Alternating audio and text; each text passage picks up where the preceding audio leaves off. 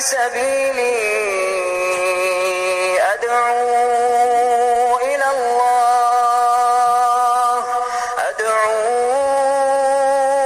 الله على بصيرة أنا ومن اتبعني وسبحان الله وما أنا من المشركين.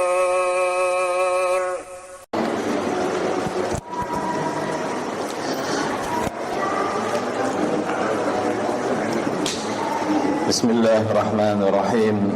السلام عليكم ورحمة الله وبركاته. الحمد لله وكفى وصلاة الله وسلامه على نبيه المصطفى وعلى آله وأصحابه أهل الصدق والوفاء. أشهد أن لا إله إلا الله وحده لا شريك له وأشهد أن محمدا abduhu wa rasuluhu la nabiyya ba'dah. Jamaah yang dimuliakan dan dirahmati Allah Subhanahu wa taala, insyaallah kita melanjutkan pembacaan kitab fikih doa dan zikir. Terakhir dibahas berkenaan ataupun berkaitan dengan syukur para jamaah sekalian. Antara alhamdulillah dan syukur saling terikat, tidak bisa dipisahkan satu dengan yang lain. Dibahas terakhir yaitu hakikat syukur. Syukur ini dibangun di atas 5 hal. 5 hal para jamaah sekalian. Yaitu apa? Khudu', kita merendahkan diri kepada Allah Subhanahu wa taala. Yang kedua, mencintai Allah Subhanahu wa taala. Yang ketiga, mengakui atas nikmat Allah Subhanahu wa taala. Yang keempat, memuji dan menyanjung Allah Subhanahu wa taala. Kemudian yang terakhir, nikmat yang diberikan oleh Allah Subhanahu wa taala kita pergunakan dalam perkara yang menyebabkan kita diridhai oleh Allah Subhanahu wa taala, yang tidak lain adalah dalam rangka beribadah pada Allah Subhanahu wa taala. Dan kebalikannya, jangan kita memakai nikmat Allah ini untuk memaksiati Allah Subhanahu wa taala. Inilah 5 asas syukur para jemaah sekalian. Untuk mensyukuri nikmat Allah, tentu saja nikmat Allah ini tidak akan pernah kita totalkan, tidak akan pernah kita kalkulasikan, tidak akan pernah kita hitung. Dan untuk membalasnya juga kita tidak akan pernah mampu membalasnya. Makanya nikmat ini oleh para ulama dibagi menjadi 2. Yang pertama, nikmat mutlaqah. Nikmat mutlak yang tidak lain adalah nikmat Islam yang akan mengantarkan kita kepada kebahagiaan di akhirat kelak dan selamat dari siksa neraka. Dan nikmat inilah yang kita harapkan sehingga kita bisa berkumpul ke dalam golongan manusia-manusia yang disebutkan dalam surat An-Nisa. Allah Subhanahu wa taala berfirman para jamaah sekalian, "Wa man yuti'illaha war rasul." Siapa saja yang menaati Allah dan Rasulnya, fa ulaika ma'al ladzina an'ama Allahu 'alaihim. Itulah mereka yang Allah berikan kenikmatan atas mereka. Siapa mereka ini? Minan nabiyyin, dari kalangan para nabi, wasiddiqin, para as-siddiqin, orang-orang yang jujur, wasyuhada, orang yang syahid, wassalihin, orang-orang yang saleh, wa hasuna ila ulaika rafiqah, dan mereka adalah teman yang terbaik para jamaah sekalian. Semoga kita dikumpulkan bersama mereka melalui nikmat Islam ini. Kemudian dilanjutkan dengan nikmat sunnah sallallahu alaihi wasallam. Makanya kita bergembira dengan nikmat ini, nikmat mutlaqah ini, karena itu semata-mata fadilah dan rahmat dari Allah Subhanahu wa taala. Allah Subhanahu wa taala berfirman, "Qul bi fadlillahi wa bi rahmatihi fabidzalika falyafrahu huwa khairun mimma yajma'un." Itulah fadilah Allah dan rahmat Allah. Yang demikian itu kalian ataupun mereka harus bergembira. Itu lebih baik dari apa yang mereka kumpulkan dari perbendaharaan yang sifatnya fana, perbendaharaan yang sifatnya keduniawian. Inilah nikmat mutlaqah para jamaah sekalian yang semoga kita diwafatkan di atas nikmat ini.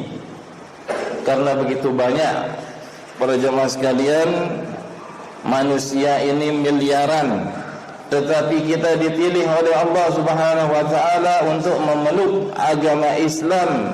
Agama Islam sifatnya yang paling pertama dan utama adalah diridhai oleh Allah Subhanahu wa taala, kemudian sempurna, tidak ada kurang yang butuh penambahan ataupun tidak ada penambahan karena dia kurang.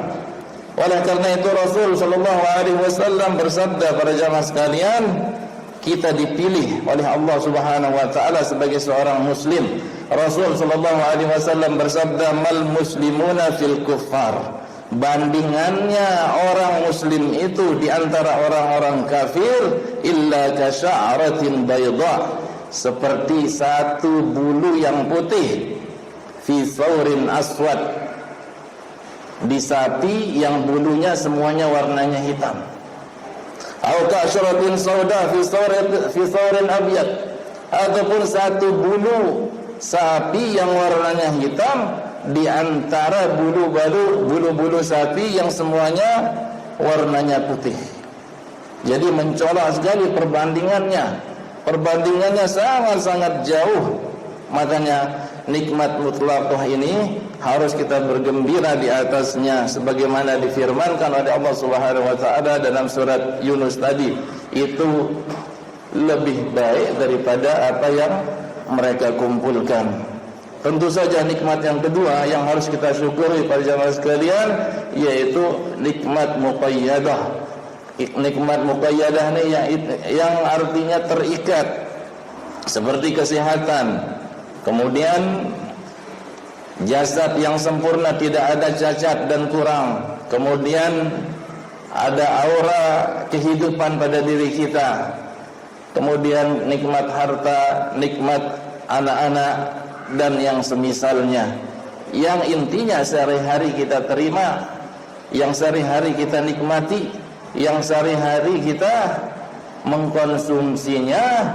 Pernahkah kita berpikir itu semuanya datangnya dari Allah Subhanahu wa taala? Orang yang waras dialah yang berpikir ini semuanya tidak ada daya dan upaya dari saya, semuanya dari Allah Subhanahu wa taala. Itu terakhir yang kita bahas para jamaah sekalian. Di antara kalimat yang empat yang disukai dan dicintai oleh Allah Subhanahu wa taala. Yang empat itu kalimat subhanallah yang pertama, yang kedua alhamdulillah, yang ketiga la ilaha illallah. Selanjutnya kita akan membahas kalimat yang terakhir dari yang empat ini. Tidak lain adalah at-takbir. Itu bertakbir, membesarkan Allah Subhanahu wa taala. Sesungguhnya takbir ini memiliki manzilah, memiliki kedudukan yang agung, dan pahalanya di sisi Allah Subhanahu wa taala teramat besar juga. Nas-nas Al-Qur'an banyak menganjurkan kita untuk bertakbir para jamaah sekalian, dan juga disebutkan pahalanya. Di antaranya itu dalam surat Al-Isra, Allah Subhanahu wa taala berfirman, "Wa qulil hamdulillahilladzi lam yattakhidz waladan." Katakanlah alhamdulillah yang Allah tidak menjadikan seorang anak, walam yakul lahu syarikun fil mulki, Tidak ada sekutu bagi Allah Subhanahu wa taala dalam kerajaannya. Walam yakul lahu waliyyun minadh-dhul. Allah tidak memiliki penolong untuk mengangkat dari kehinaan, tidak ada. Terakhir, wa kabbirhu takbira. Apa kata Allah? Maka besarkanlah Allah dengan sebenar-benar takbir. Dalam surat Al-Baqarah Allah Subhanahu wa taala berfirman, wa litukmilul iddata wa litukabbirullaha ala ma hadakum wa la'allakum tashkurun. Ini dia. Kalian genapkan waktunya, yaitu dalam bulan Ramadan ini ataupun bulan haji. Wa litukabbirullaha ala ma hadakum, dan bertakbirlah, membesarkan Allah atas apa yang Allah sudah kalian terima dari hidayah dari Allah, agar kalian termasuk orang-orang yang bersyukur. Wa la'allakum tashkurun. Kemudian dalam surat Al-Hajj Allah Subhanahu wa taala berfirman, lan yanalallaha luhumuha wala dima'uha walakin yanaluhu at-taqwa minkum. Kadzalika sakharaha lakum litukabbirullaha ala ma hadakum wa basyiril muhsinin. Tidak akan sampai daging-daging korban itu, darah-darah korban itu, akan tetapi yang sampai cuma ketakwaan dari kalian. Begitulah Allah menyiapkan semuanya untuk kalian, maka bertakbirlah untuk Allah atas hidayah yang diberikan kepada kalian.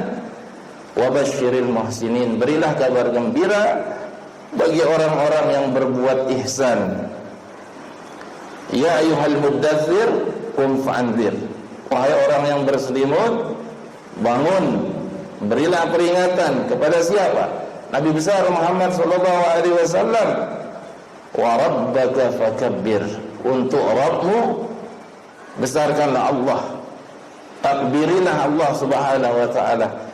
Dalam ayat-ayat yang disebutkan barusan sangat-sangat jelas Allah memerintahkan kita untuk bertakbir, membesarkan Allah Subhanahu wa taala.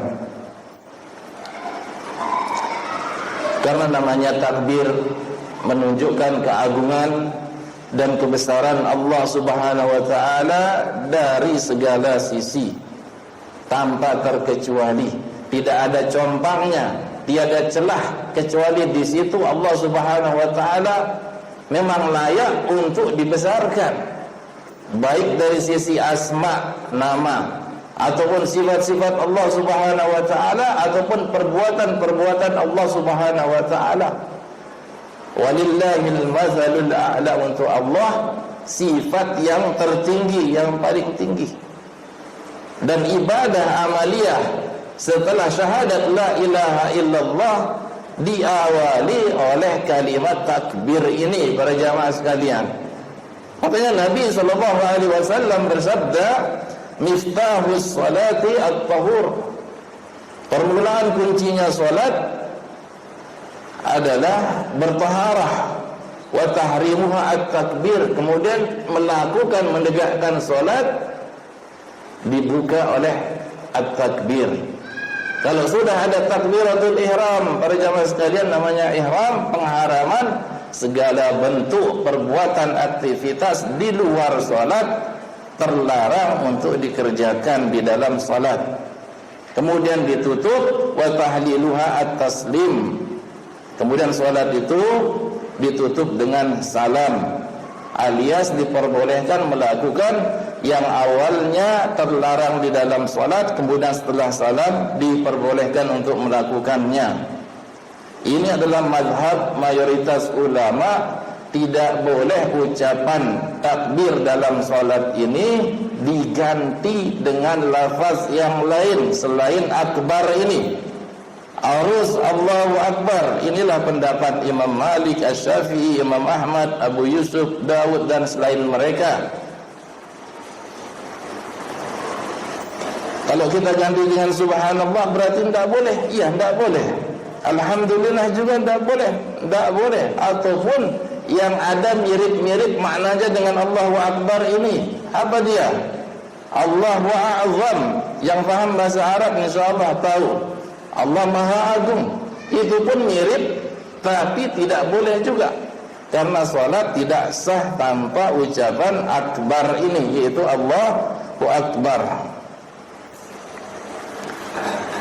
Kemudian para jamaah sekalian, takbir itu dikerjakan pada saat kita mendongakkan diri kita ataupun mengangkat condong ke arah atas.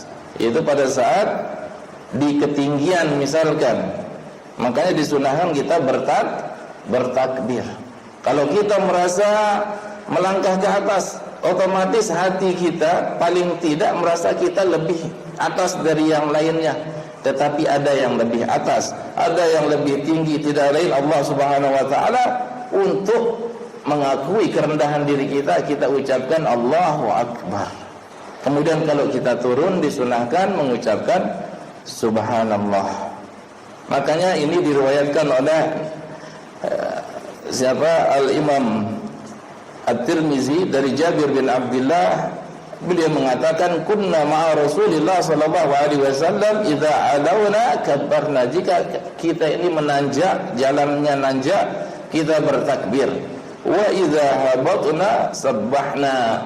Jika kita menuruni dataran, kita bertasbih. Fawdi'atis salatu ala dzalika. Maka diletakkanlah salat atas itu, yaitu takbir dan subhanallah. Ini takbir para jamaah sekalian akan terus menyertai seorang muslim kapanpun dan dimanapun keadaannya, baik di luar ibadah maupun dalam ibadah. Terlebih lagi dalam ibadah salat yang tadi diisyaratkan. Makanya dalam Sahih Bukhari dan Muslim dari hadis Abu Hurairah radhiyallahu anhu, kana Rasulullah sallallahu alaihi wasallam idza qama ila salati yukabbiru hina yaqum. Adalah Rasul sallallahu alaihi wasallam jika berdiri untuk salat, beliau bertakbir pada saat berdiri.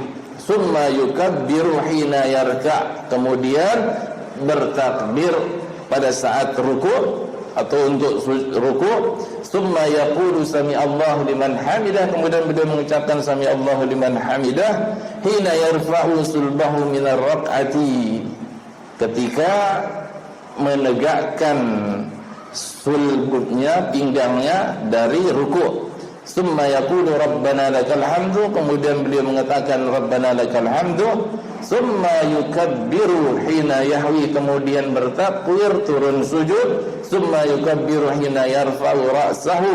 Kemudian bertakbir tatkala mengangkat kepala beliau dari sujud. Summa yukabbiru hina yasjudu. Sujud yang kedua beliau juga bertakbir. Summa yukabbiru hina yarfa'u ra'sahu. Kemudian bertakbir juga tatkala beliau mengangkat kepala. Summa yaf'alu dzalika fi sholati kulliha hatta yaqdiha. Itu dikerjakan oleh Nabi sallallahu alaihi wasallam di salat beliau, di rakaat-rakaat salat beliau sampai selesai. Wa yukabbiru hina yaqumu min as-sintaini ba'dal julus. Kemudian bertakbir pada saat mau berdiri setelah duduk di antara dua sujud. Jadi intinya solat ini kita kerjakan setiap hari 5 kali dalam sehari dan semalam para jamaah sekalian. Nah, di dalam solat ini ada lafaz yang kita harus melafazkannya, tidak lain adalah di antaranya adalah Allahu Akbar. Kalau di total 5 kali kita solat, kemudian dalam satu rakaat minimal 5 kali, kalikan saja. Jadi sekitar 94 kali kita bertakbir. Berapa 94 kali? Itu sehari semalam dalam salat yang fardu 5 kali. Kemudian kalau kita menjaga salat rawatib, yaitu salat susulan setelah salat wajib, minimal 12 rakaat, 10 atau 12 rakaat. Kemudian setelah sholat kita rutinkan juga zikir. Di antara zikir-zikir itu adalah bertakbir. Minimal ada yang 10, ada yang 33, ada yang 25. Kemudian dilanjutkan dengan azan. Azan ini juga apa? Ada lafaz apa? Allahu Akbar. Muazzinnya bilang Allahu Akbar 1 kali mau sholat, kalikan 5 saja. Dalam satu azan itu dia melafazkan Allahu Akbar 6 kali. Kemudian ada seorang muslim yang menjawab azan seperti perkataan muazzin. Jadi ia seperti apa? Melafazkan Allahu Akbar seperti muazzin itu tadi. Kemudian iqamah juga.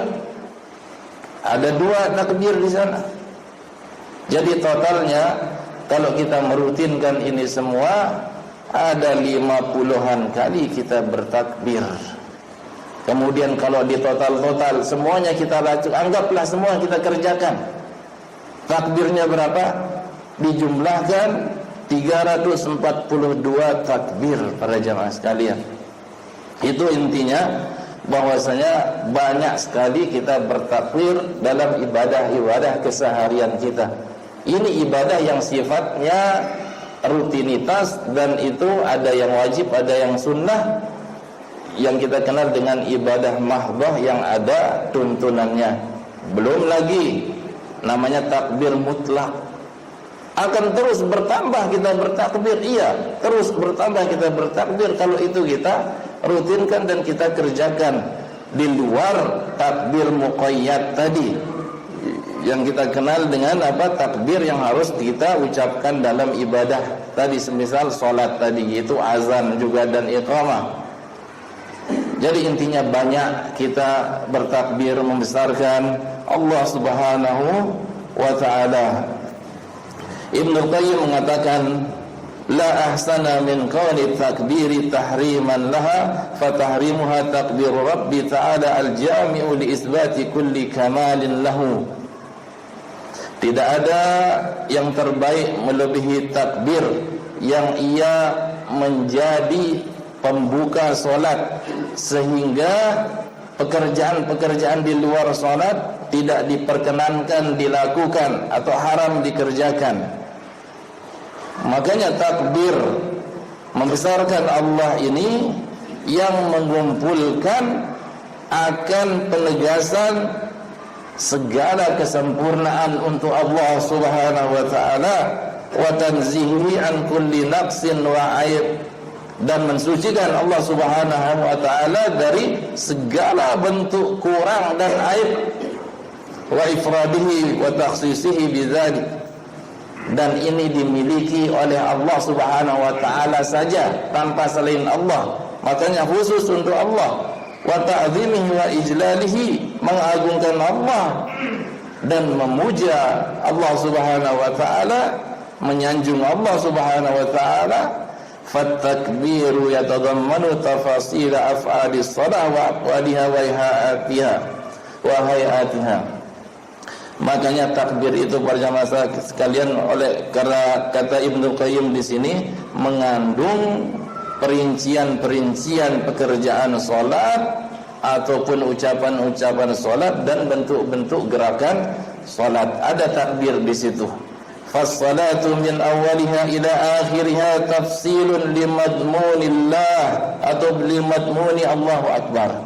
Maka salat dari awal sampai akhirnya ada perincian untuk kandungan Allahu Akbar, dan tidak ada pembuka penutup untuk selain di luar salat itu yang lebih bagus dari kandungan Allahu Akbar yang menegaskan akan keikhlasan, kemurnian ibadah salat ini hanya tertuju pada Allah Subhanahu wa ta'ala, dan juga untuk mentauhidkan Allah Subhanahu wa ta'ala. Jadi enaknya kata Ibnu Qayyim bahasa kita ya, bahwasanya Allah kita besarkan, tidak ada yang lebih besar dari Allah Subhanahu wa ta'ala, dan salat adalah ibadah badan yang paling pertama dan paling utama dan termulia, dan disitulah letak kebesaran Allah, karena tidak ada yang kita rukukan, tidak ada yang kita sujudkan kecuali yang paling besar, kecuali yang paling besar. Tidak mau orang sujud dan rukuk kepada orang yang memang dia besar, tetapi di atasnya ada yang lebih besar. Tidak ada. Tidak ada para jamaah sekalian.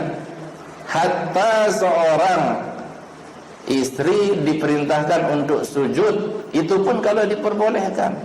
Tapi dalam dalam hadis itu menunjukkan hak suami itu memang besar, hak suami dari kewajiban seorang istri kepada suaminya. Bisa kita pahami?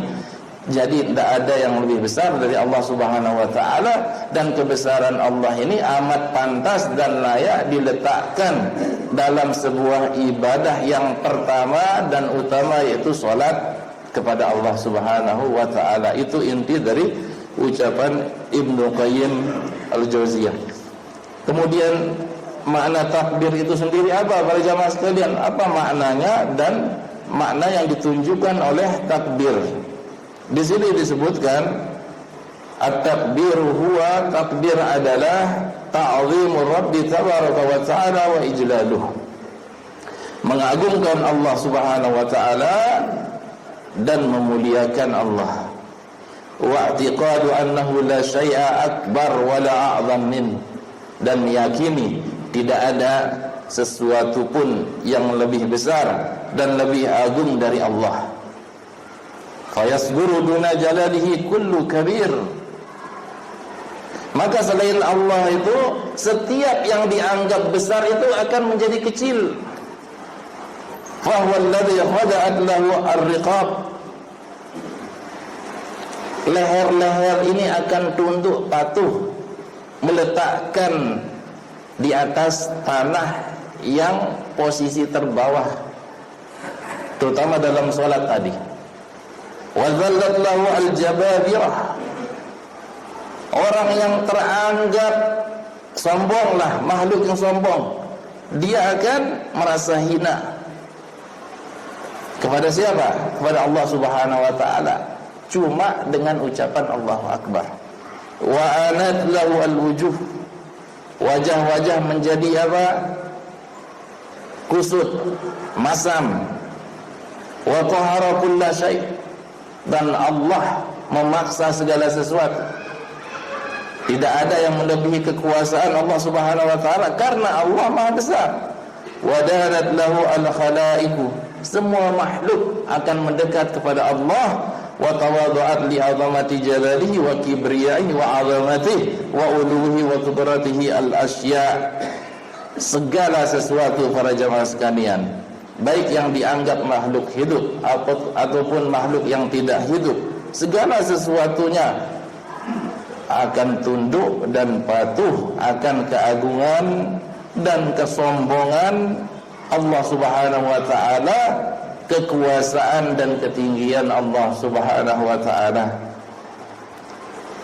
Wastakanat wa tada'alat baina yadayhi, oleh karena itu pada saat semua makhluk dikumpulkan para jamaah sekalian, karena kebesaran Allah Subhanahu wa ta'ala, semuanya menjadi kerdil, semuanya menjadi kecil, tidak ada apa-apanya, semuanya tahta hukmihi wa qahrihi, semua makhluk di bawah hukum Allah, di bawah paksaan Allah. Limanil mulkul yaum, kata Allah, pada hari ini siapa yang punya kekuasaan, siapa yang punya hukum? Allah akan menjawab, lillahil wahidil qahar, hanya untuk Allah yang Maha Esa, yang Maha Memaksa. Itu menunjukkan kebesaran Allah Subhanahu wa ta'ala. Tidak ada yang lebih besar dari Allah Subhanahu wa ta'ala. Memang ada di antara ulama yang mendefinisikan akbar ini dengan kata kabir, yang besar, tetapi Ini permasalahan bahasa saja. Yang paling benar adalah Allahu Akbar, artinya akbar min kulli syai', yaitu lebih besar dari segala sesuatu, dengan memakai lafaz akbar, yaitu af'al dalam bahasa Arab artinya adalah ismu tafdil, yaitu membandingkan satu dengan yang lain, dan dialah yang paling unggul. Di sini permasalahannya adalah dialah Allah yang paling besar. Jadi menafikan selain Allah itu tidak ada yang besar selain Allah. Iya, itu jawabannya. Jadi dari sisi bahasa saja, bahwasanya Allah Subhanahu wa taala yang terbesar, tidak ada yang paling besar dari Allah Subhanahu wa taala. Makanya Syekh Abdul Razak mengatakan di sini yang benar adalah dari dua perkataan ulama, maknanya an yakunallahu indal abdi akbar min kulli syai'. Allah itu terhadap seorang hamba itu paling besar dari segala sesuatu. Ai la akbara wa la a'zam ma'hu.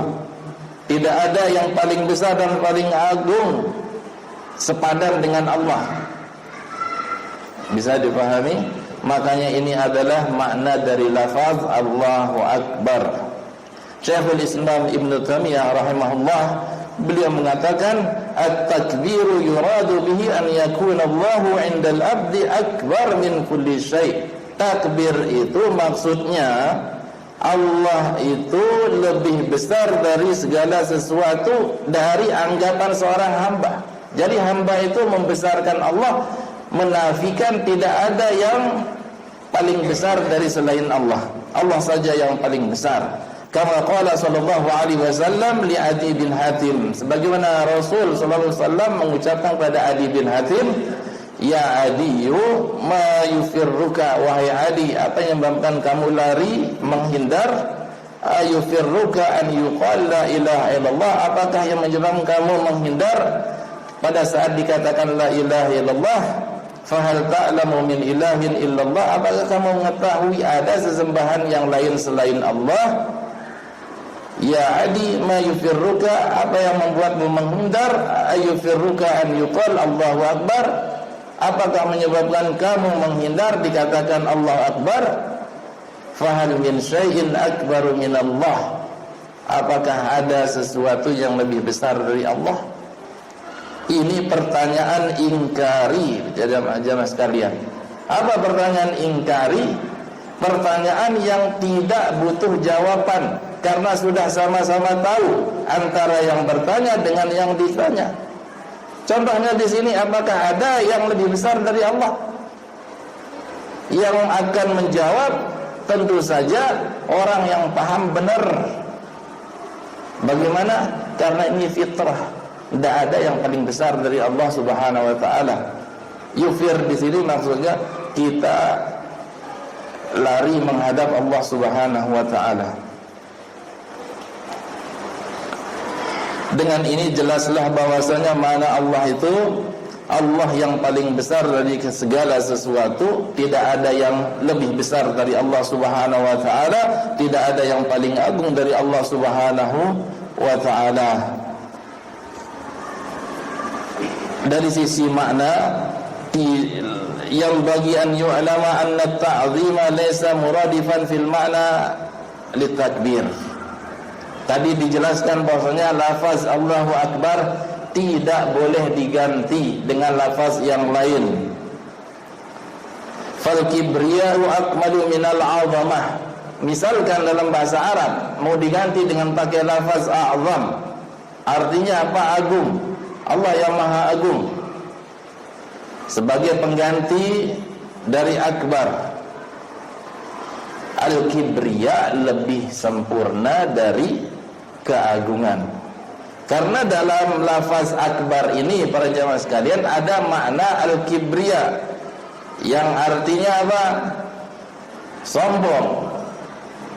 Tidak ada yang mengaku-ngaku melebihi kesombongan Allah Subhanahu wa taala. Tidak layak orang itu memakai pakaian Allah. Makanya Nabi SAW dalam sahih beliau bersabda, yaqulullahu ta'ala, Allah Subhanahu wa ta'ala berfirman, al-kibriya'u ridai, kesombongan itu adalah pakaianku, selimutku. Wal 'azamatu izari, keagungan itu adalah sarungku. Faman nazani wahidan minhuma adzabtuhu, siapa saja yang menyaingi diriku salah satu dari keduanya, kibriya kesombongan, al-'azamah keagungan, aku akan menghukumnya.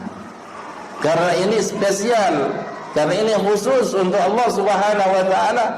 Tidak layak pakaian Allah yang spesial ini dipakai oleh selain Allah. Kesombongan ini tidak layak dan pantas dipakai oleh makhluk yang lemah. Tentu saja yang layak memakainya adalah zat yang paling sempurna, tidak ada kurang, tidak ada celah pada dirinya, tidak lain adalah Allah Subhanahu wa ta'ala. Karena kedudukan al-azamah pada jamaah sekalian di bawah kedudukan al-akbar. Dari sini dapat kita pahami, dan jangan sampai kita salah memahaminya dan melupakannya, bahwasanya annal muslim idza i'taqada wa amana bi anna Allah akbar min kulli syai', jika seorang muslim meyakini dan mengimani bahwasanya Allah lebih besar dari segala sesuatu, wa anna kulla syai'in mahma kabura yasguru inda kibriyaillahi wa 'azamatihi, segala sesuatu itu pun selain Allah, maksudnya selain Allah, bagaimanapun besarnya dia, tetap dia akan kecil dan kerdil dibandingkan dengan kibriya dan azamah Allah, kesombongan dan keagungan Allah. Alima min khilali dzalika ilmal yaqin, dia mengetahui dari sisi ini dengan seyakin-yakinnya, anna kibriya ar-rabbi wa 'azamatahu wa jalalahu wa jamalahu wa sa'ira awsafihi wa nu'anihi amrun la yumkinu an tuhita bihi al-uqul. Karena kesombongan Allah, keagungan Allah, kemuliaan Allah, keindahan Allah, dan segala sifat-sifat Allah Subhanahu wa ta'ala tidak lain adalah perkara yang tidak mungkin dijangkau oleh akal. Au tasawwaruhu al-afham, tidak mungkin akan digambarkan oleh pikiran-pikiran kita, pemahaman-pemahaman kita. Au tudrikahu al-absar wal afkar, ataupun diketahui oleh pandangan-pandangan ataupun fikiran-fikiran. Fallahu a'zam wa a'zam min dzalika, apabila terlintas tentang sifat Allah Subhanahu wa ta'ala, tentang keagungan dan kesombongan Allah dalam pikiran seseorang, itu lebih agung, lebih besar. Bal innal uqula wal afhama ajizatun an tudrika katsiran min makhluqatir rabbi tabaraka wa ta'ala, fa kaifa bir rabbi subhanahu. Bahkan akal-akal, paham-paham itu lemah untuk menjangkau banyak sekali makhluk-makhluk Allah. Contohnya apa? Surga, para jamaah sekalian. Surga tidak lain adalah makhluk Allah. Tetapi toh Nabi SAW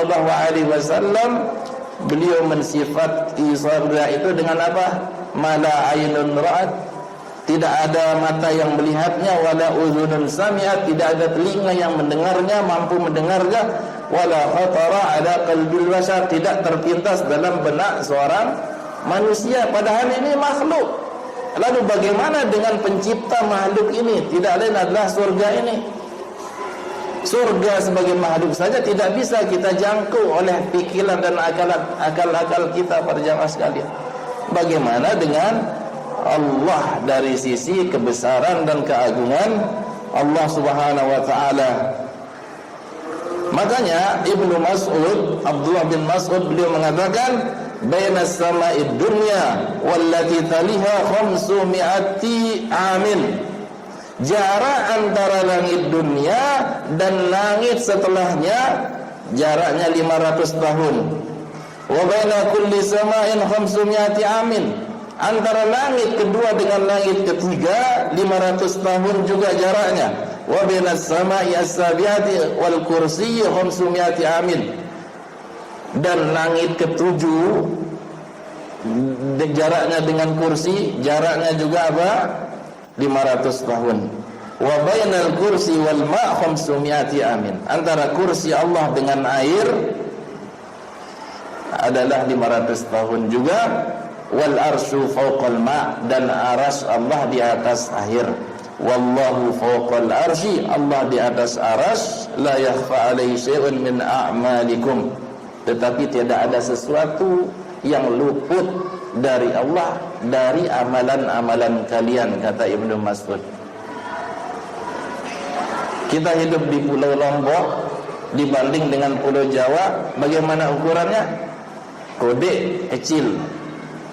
Kemudian Pulau Jawa dibandingkan dengan luas wilayah Indonesia kecil juga. Dibandingkan dengan benua Asia kecil. Dibandingkan dengan dunia bumi ini kecil.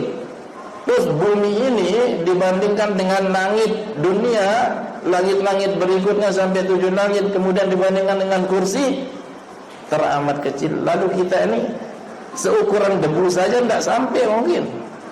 Allah di atas itu semua. Jadi akal kita, pemahaman kita tidak akan pernah sampai tentang hakikat Allah Subhanahu wa ta'ala. Hakikat ketinggian Allah Subhanahu wa ta'ala. Karena sifat ketinggian Allah Subhanahu wa ta'ala dibagi menjadi 3, yaitu uluwul qadri, Allah maha tinggi sifatnya. Walillahil mathalul a'la, untuk Allah sifat yang tinggi. Uluwul qahri, yaitu paksaan Allah maha tinggi. Wa huwal qahiru fawqa ibadihi, ataupun yang terakhir uluwul zat. Ini dia.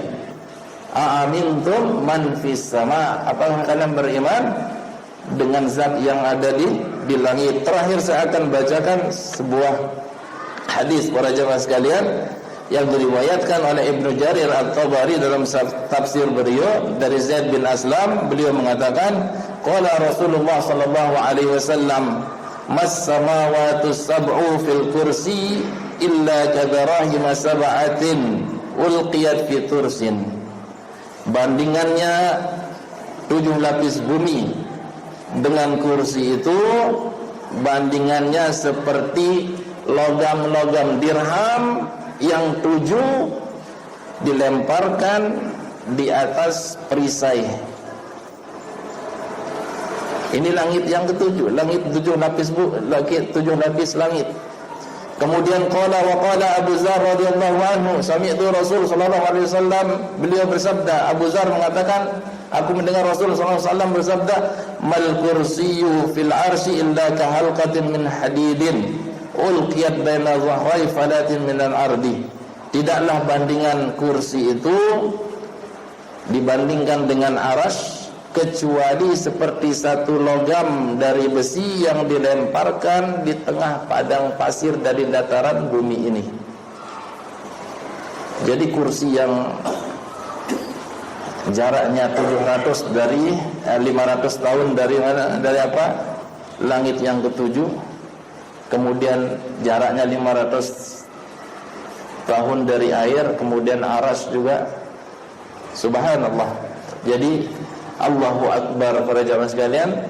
Memang benar Allah Subhanahu wa ta'ala tidak ada yang lebih besar dari Allah Subhanahu wa ta'ala dari segala sisi, baik sifat, baik kibria, keagungan dan kesombongan Allah Subhanahu wa ta'ala, ataupun dari sisi zatnya Allah Subhanahu wa ta'ala. Semoga menambah keimanan dan kerendah dan ketawaduan diri kita di hadapan Allah Subhanahu wa ta'ala, sehingga kita merapat dan senantiasa ingin mendekat kepada Allah Subhanahu wa ta'ala yang maha sempurna. Di antara bentuk kita merendahkan diri dengan kita mengagungkan Allah dengan ucapan Allahu Akbar. Subhanakallahumma wa bihamdik, asyhadu an la ilaha illa anta, astaghfiruka wa atubu ilaika. Wassalamualaikum warahmatullahi wabarakatuh.